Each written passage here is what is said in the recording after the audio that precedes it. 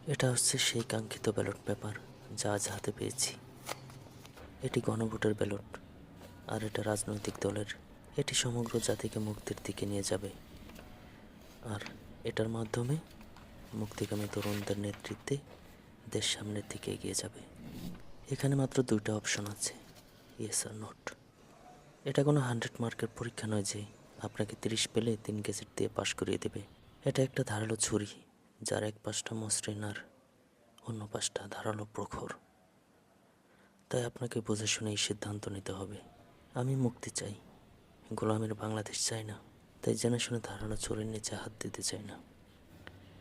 এটা একটা রাজনৈতিক ব্যালট, আর এখানে অনেকগুলো দলীয় প্রতীক রয়েছে, আর এখান থেকে বেছে নিতে হবে সেই কাঙ্ক্ষিত প্রতীক।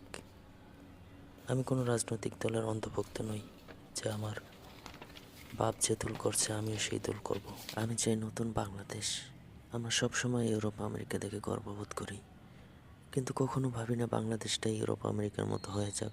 তাই আমার পছন্দের প্রতীক বেছে নিলাম আজ।